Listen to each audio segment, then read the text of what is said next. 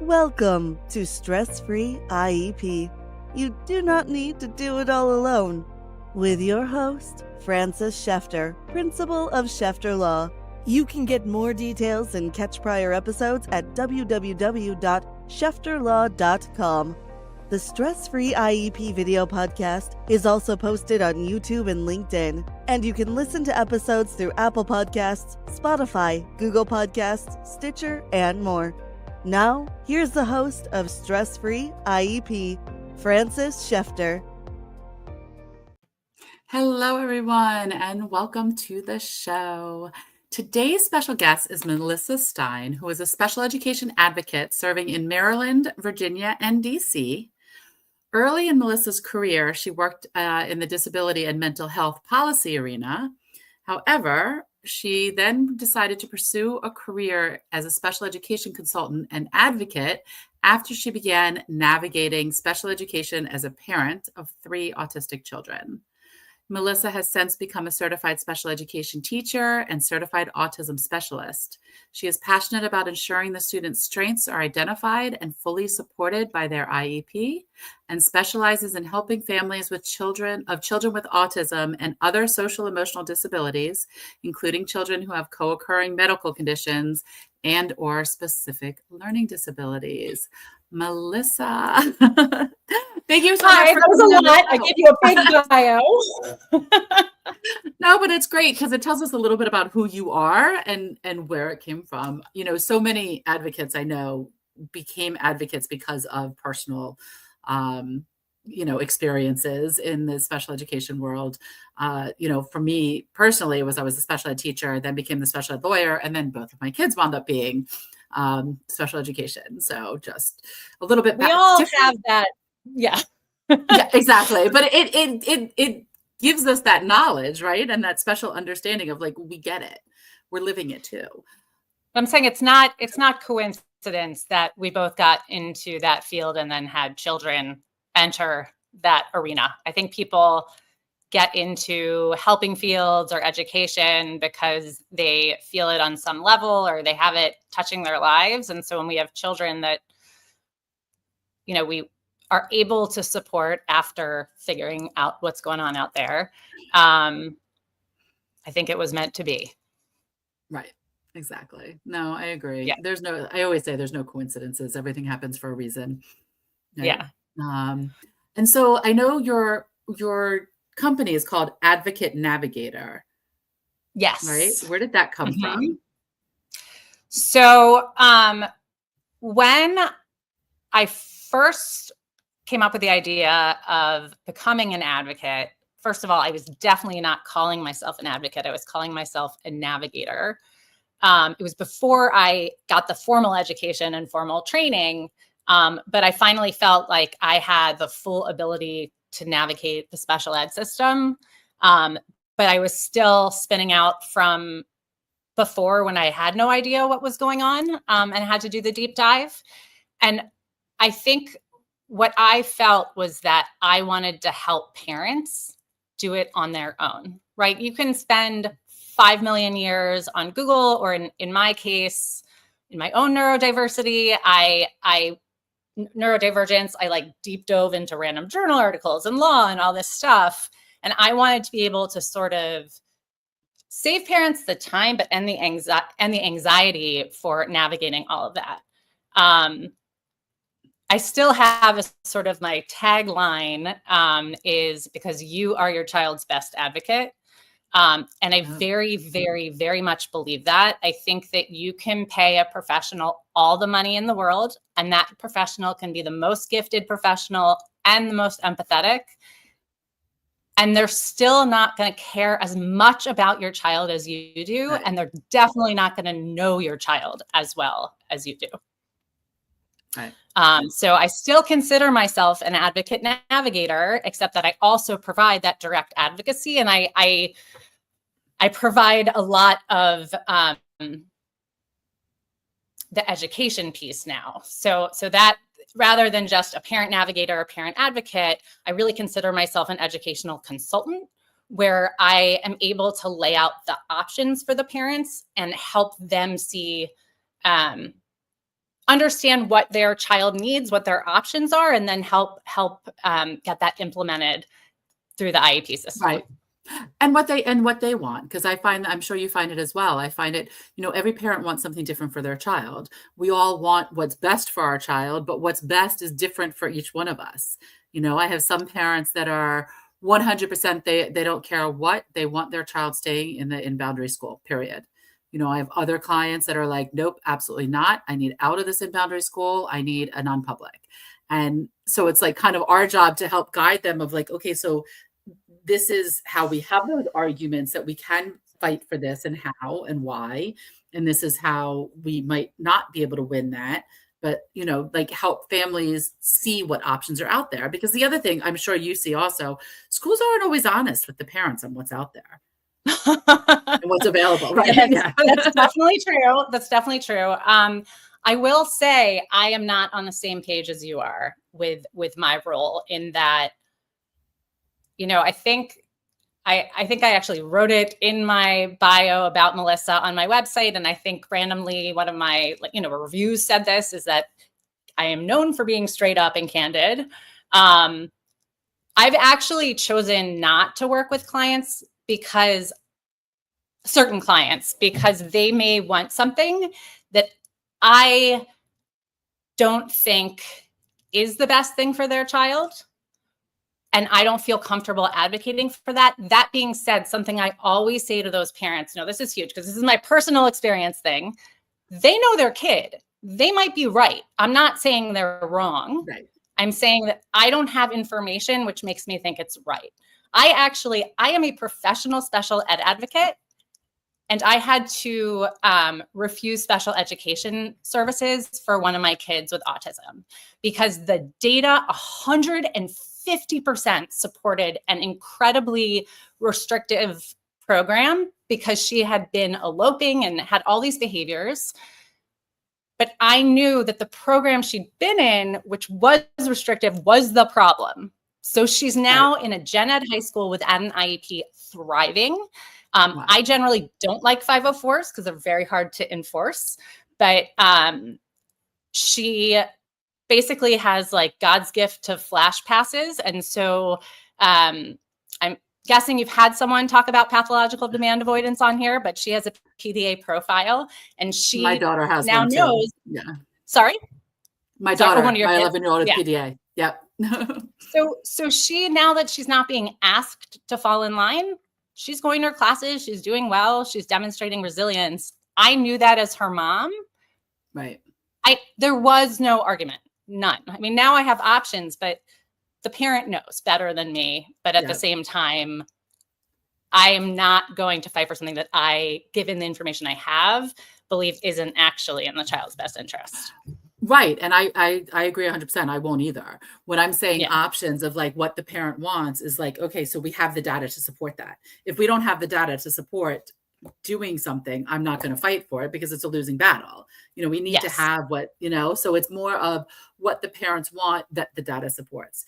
And I love what you touched on about your daughter, because one of the things that frustrates the heck out of me is that kids get labeled, this is the behavior issue, and so we need to go more restrictive because of it. When a lot of times the problem is it's too restrictive and it's not the right program and they need less restrictive. But the way the law is written is if you're not succeeding, then you need to go more restrictive. There isn't that, to be able to go less restrictive. But like I've seen it, and I love that you as a parent said, you know what, fine, I'm not taking a special ed services, period. I'm exiting her out, because that obviously it was the right thing to do. And you trust your mom gut and you did what you needed to do, and it worked out fabulous. Could it have gone the other way? 100%. So what would have happened? You would have restarted the process again. Not a big deal, but it's worth, trying, because, like I have these kids that are waiting for non-publics, and non-publics won't look at them because of behavior issues.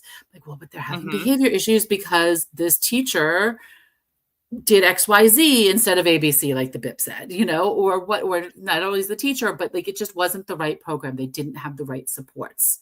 Yes. And so that's why you're going to have behavior issues. It's communication. I feel like a lot of times it's the schools not realizing that there are strengths not being supported. So many kids are bored or have sensory needs that are somehow, contributing to their boredom because they're not able to focus on the parts that would otherwise stimulate them. And there's really not enough looking at those strengths. And I think that, especially with kids on the spectrum, there are these strengths that are sometimes hidden that aren't able to be fully expressed. And if those strengths are ignored, you're going to have behaviors. Not all the time. Right. Not all the time, but most of the time. But it's yeah. But that's like I've always said it, and from my teaching days also, is that you have two reasons for behavior issues. One is the child is so far behind, they're embarrassed and they don't even know where they are, so they're going to act out because they want to hide it. And two, they're so far ahead, they're bored out of their minds and can't just sit there doing nothing because they're not getting the mental stimulation they need. So they're creating it however they can create it. And it's so true. It's just, as great as our education system is here in the States, it still leaves a lot left to get to where we need to be, right? It leaves a lot left. And I think that the value to whether you are a parent that has gone down the rabbit hole and has educated yourself or has got an advocate or an attorney, there are things that can be done that don't actually add work for the school staff. And if you can get creative, you can have better results. Like, FBAs are so important, but I feel like in the public schools, you very infrequently see the behavior plans focus on the antecedents. So if you have a kid that's bored, they're not really addressing that part. And that's a lot easier than calling in a crisis team. Exactly. There are things that just, in my daughter's case, a flash pass that she was allowed to use, right? Like there are all these antecedent-based interventions that are just not being used. And I feel like that puts more stress on school staff. I mean, when I go into a meeting, I like to acknowledge that the school staff is overwhelmed, especially by behaviors post-COVID. Always. There are so many children who are dealing with, I'll use a DBT term, like distress intolerance, right? Like they just can't hold their feelings. But the tools need to be given to those teachers. I mean, the ideas. I mean, I start my meetings when I am with a family and I say, I'm not that kind of advocate. No offense to my colleagues, but I use a lot of humor, but I walk in and I have to say most times I have been told at the end, I am not that kind of advocate. And what I mean by that is that I really want to support the school. So something that sounds horrific every time I mention it, and then I leave and the school's so excited, is like a Google parent home sheet, so that there's communication back and forth. I point out to them, your email is not going to be overflowing. Your inbox isn't going to be overflowing. It'll save you time. It'll save you stress because there's a set way to have these conversations. Like, a lot of times, if you're going to do a better job supporting the kids, it actually is going to help the staff. And it's sort of pointing out where those two things meet. Yeah. And I do the same thing. I always say, yes, I'm an attorney, but I'm not adversarial until I need to be. I mean, yes, I will be adversarial, but the idea is we're here to support the child. What can we do to help the child? And what can we do to help the teachers help the child? Because I agree 100%. They're underpaid, overwhelmed, overworked. It's getting worse, at least in Montgomery County, in the DMV area. It's getting worse, as we all know. And, what can we do? And I mean, there's been times like I've had teachers give me this look and I'm like, look, I'm not asking you to do anything that I didn't do myself in a classroom. And that always like kind of sets them back. I'm like, yeah, I was a teacher. I'm like, I'm not this attorney that's coming in telling you how to do your job. I've been in your job. I've been in your position. These are some ideas that had worked when I taught, which yes, it was decades ago, but it's still, things that we can do, let's think outside of the box. Like for my daughter, so my PDA, she was having a difficult time in math and that's her favorite subject. So we're like, what's going on with her behavior? And we discovered it's because it was right after lunch and recess. Well, lunch and recess for Oh, her is extremely overstimulating. And so she was yes. getting dysregulated. So we discovered if she leaves 10 minutes early, goes to her safe person or the counseling office, whichever it is, and just doodles Mhm. for a while, colors, whatever she needs to do to regroup for 10 minutes, she's ready to go for math and no problems. But it's like getting creative. Like we're not, you know what I mean? Like this is not like there's nothing here that's making it difficult for anybody else. It's just having a That's adding school that's anything. right. Right. It's having a school that's willing to think outside of the box and willing to support her in that way. So I think a lot of times the problem that I will come against in a meeting where things might get a little adversarial is admin versus the teaching staff. Yep. So I sometimes you ask for something that you know is something that is available in that district, and the principal will push back. And in your role and my role, we say, please put that in the prior written notice. Yep. And then it turns out that they were allowed to do it. Mhm. Like an OT consult, if a kid is having behavior challenges but doesn't qualify for OT, an occupational therapist can observe that kid and give the teacher resources. Yeah. It's not rocket science. Like, it's a very Yeah. easy thing. And you can't expect a teacher to know exactly how to meet that child's needs. Right. Like there are these Exactly. things that are just not hard. And so I think teachers are very, very grateful. Or, another time I asked a school to let us know when there was a staff change, because there was a child who, a non-speaking child who became incredibly dysregulated when they got home. And the admin said it was a HIPAA issue to say if staff wasn't there that day.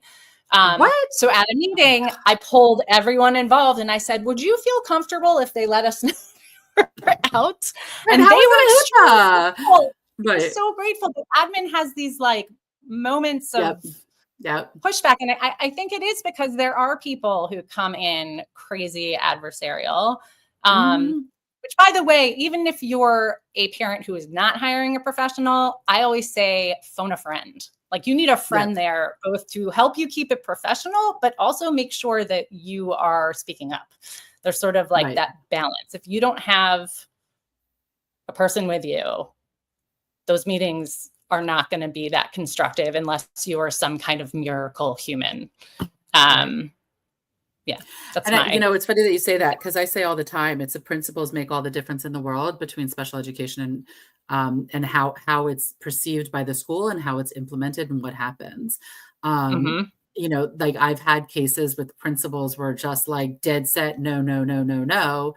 Um, and then, of course, I come into the picture, which brings in legal and their central office, and the principal's still trying to say no, no, no, no, no, and central office is saying like, no, yes, we can do that, and they correct Yes. it.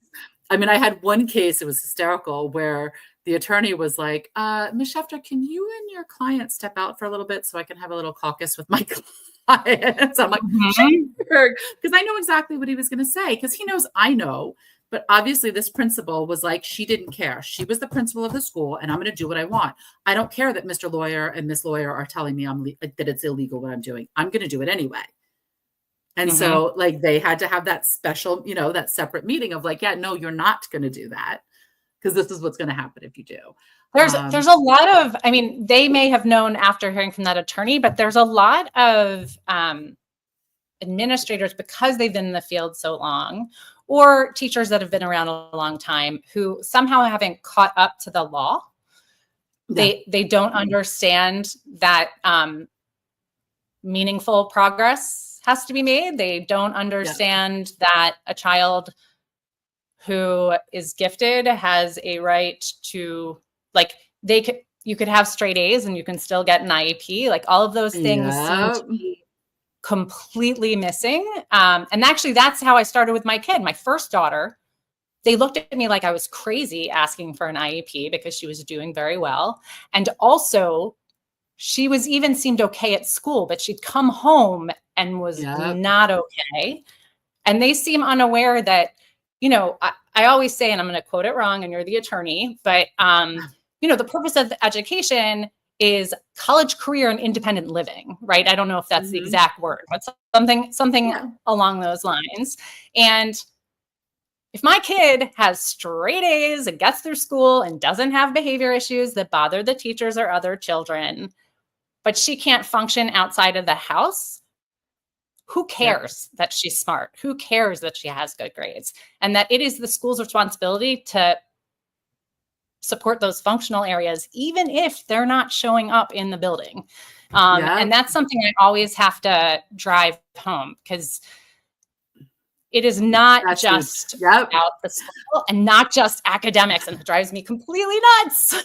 Yep. I have that all of the time, because they're like, well, that sounds like a home problem, not a school problem. It's like, no, there's this thing called masking.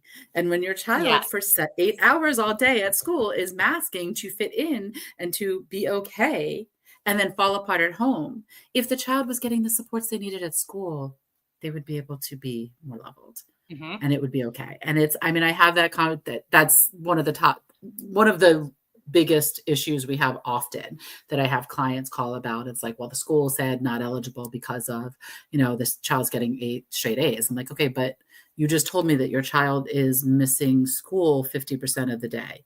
They're like, yeah. I'm like, okay, so that right there is not available for learning and not accessing the general education curriculum. I don't care that your child has straight A's. I don't care that your child is above grade level. There's an issue here because your kid's not in the classroom. Yeah. And so, those are the arguments that we have to come up and fight. And, I've had more than one situation where the school was like, but there's no academic concerns. Yeah, there doesn't need to be academic concerns. Well, what's the educational impact? They're not in class, that's an education. Well, but what are the goals going to be? I'm like, social and emotional. And they're like, they can do that? I'm like, yeah, they can, and it just, but it's a lot of what it is. And it's not even the law. It's just how times have changed. And what, you know what I mean? Because it used to be, I remember when I taught, ADHD, that was a home problem. That was a behavior issue. That wasn't something that was recognized on IEPs. That wasn't an IEP thing because it wasn't academic, it was behavioral, and things like that, and how the times have changed, and not all of the teachers have been able to follow that or know, because how are they going to know? They're teachers. They're not say they have enough on their plates to figure out everything else. You know what I mean? Like, not saying, oh, they're only teachers, they can't, but just, there's too much going on. And if principals don't understand it and don't have that training and don't understand special education, they are still locked in well, I don't care. They misbehaved, they get suspended. It's like, but that's not, what are you now teaching a child, especially our PDA kids? They're not going to school. Well, if they're skipping classes, they need to get suspended. Really? Because that's a punishment. How? Yes. So what have I just learned? What have you just taught my child? If my child doesn't want to go to school anymore, skip a class, they'll get suspended for a day. Yes, that is where an FBA would be helpful. Exactly. Well, and also what I don't want to go to class and I'm going to be rewarded. Okay, that is the function of it's not really the function of the behavior, but it becomes a reinforcer, right? It's crazy. Right, exactly. Yeah. And that's where an appropriate FBA is so important, is to make sure they understand the antecedents, because there is no antecedent. We can't figure it out at all. I'm like, really, there's absolutely no antecedent whatsoever. There's always an antecedent. What happened right before? Okay, maybe you realize it always happens at 1:00. Oh, maybe he's hangry. Maybe he needs to have a snack at 12:30, and then we won't have the issue. You know what I mean? Like, there's always an antecedent. And how can we be proactive, preventing, rather than just reacting to the behavior? And that's how a good behavior intervention plan is put in place. Yes. And then, depending on the child and depending on their goals, you can slowly, remove some of those accommodations to limit the antecedents, because I feel like sometimes you'll get pushback from the school saying, oh, but that's something you have to deal with in life to be successful. Well, if you're not dealing with it at all, how are you supposed to work on it? And certainly if you're dysregulated all the time, how are you supposed to work on it? Exactly. Kids need tools, and you can't teach the tools, and you definitely can't teach the tools while the child is dysregulated, which I've heard happens so much. I think that's when we get what I call runners, which I have them at home. Yep. So I use that.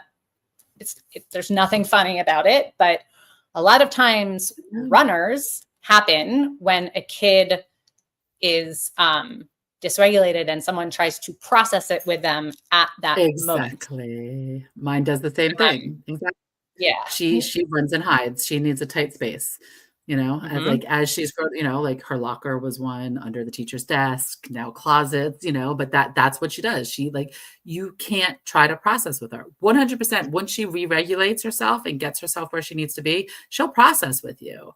But a lot of people don't understand when they're dysregulated, they're not hearing anything. They're not processing anything. They can't. And the other thing that I've seen, I'm sure you've seen as well with some kids, is that when they're that dysregulated and somebody comes at them to try and process, they will usually say the most horrific things that they can think of to get themselves out of that situation. And that's where you have the situations of crisis referrals. Right. Exactly. Exactly. Yes. Well, I'm just going to kill myself, or I'm going to get a gun and shoot you, or, you're, cursing somebody out and calling all the racist slurs and stuff, because that's where they are. Like, they're in that fight or flight, and you're coming at me and not letting me fight. So I'm going to fight. And, crisis referrals and all that other stuff or calling mom and dad. And by the time mom and dad get back, the kid's fine, because guess what? You all left the kid alone and let the kid do what the kid needed to do to regulate. I'm going to freestyle and offer a non sequitur that actually is related, but not related. There is a resource that no one seems to know about. So if someone is listening to this and has a child who does say things that are very concerning, and a visit to the ER is recommended.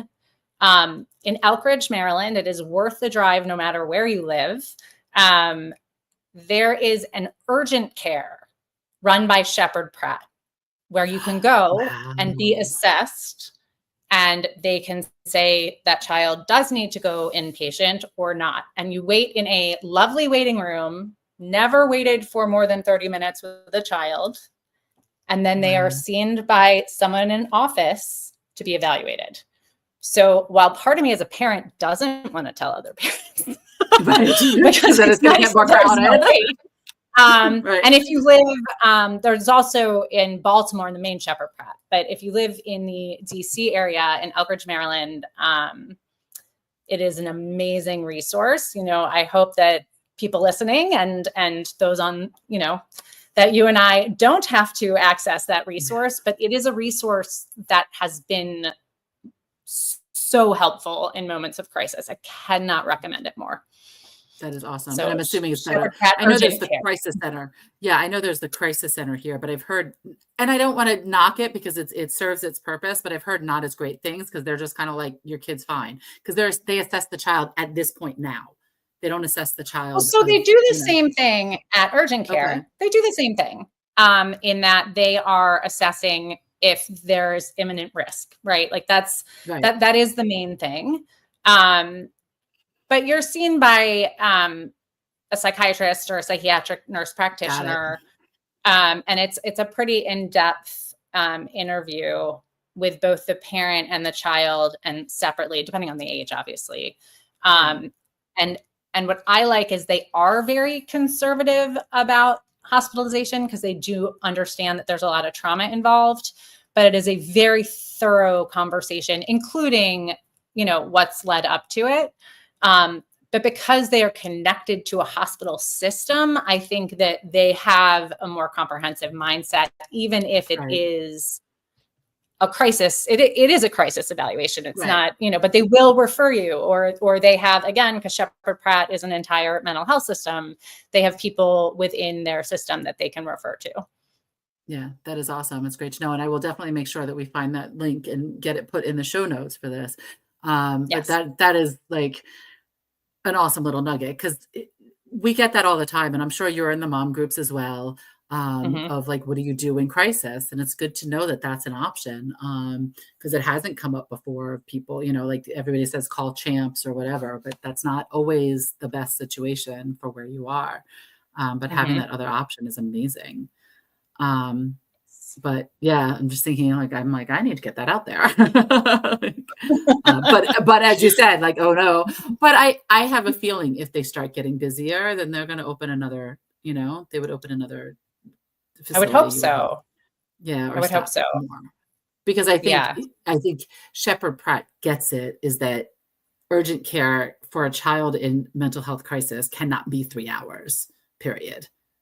Yes. And if you're having urgent care, in an ER, you're not always even going to see a psychiatrist. Right. It's very, very iffy. I mean, I don't know that much about the facility, but I do know that people do come in ambulances. So I'm not sure. I don't know, but I do know that if you have the crisis referral and nothing has happened and you have only said things, it is a good place to go. That's my experience. No, that is awesome. That's the other thing is there's all these things, whether it's opportunities through school systems or, just things in the community that are there that people don't know. Because you can be on 5 million listservs and you might not get all of that information. I should plug this now, which is one thing I do, which comes from sort of that first place when I was trying to build my business as a navigator. I offer like an autism 101. So a parent, their child is identified with autism. They may or may not be freaking out. I know I freaked out like it was the worst thing on earth. Turns out, by the way, not. I mean, there's different challenges. But I basically say, this is what's there. This is what's there in education. This is what's there in the community. You are an awesome parent. I mean, I'm not a therapist, but I kind of go there and give them a hug and make them realize the fact that they even sought that evaluation. There's any parent that's calling one of us is already there. Like they can't feel guilty for needing someone when there's someone that's reaching out for a resource. But I do offer that like for newbies to the party. I mean, I remember breaking down in yoga and hugging one of my parents' friends from 20 years ago because I heard that big word. It doesn't have to be big and overwhelming. And I like to do that piece of the parent to parent, beyond the awesome. Advocacy. Yeah. And that one of the main reasons for the show is to help parents build their communities and learn what's, see what else is out there. I've learned so much on the personal level. I'm like, oh wait, I need to try that when I get home, on my show. Cause and things like that. So this has been so awesome and so great. And I know we could probably talk all day. If people want to reach you, what's the best way to reach out to you? Probably my email, which I guess I put in the show notes, but it's Melissa Stein at advocatenavigator.com. Although I do respond to text, which I guess we'll put in the show notes. But all of that is on my website, which is advocatenavigator.com. So in case you're unclear on the navigator part, I've made it very clear. I'm always I love talking to someone, and realizing that the plug for my professional services isn't even needed. I mean, as much as I would love to build business, I really do believe that initial conversation, if I can help them have a light bulb moment that doesn't require extra support, that is my goal. So I mean, in that piece. Yes. So I say the same thing. Right. I always say, I wish I didn't have a job because that would mean all of the school systems are actually doing what they need to do to support all of our children. And wouldn't that be a fabulous world, but reality check, it's not going to happen. We know that.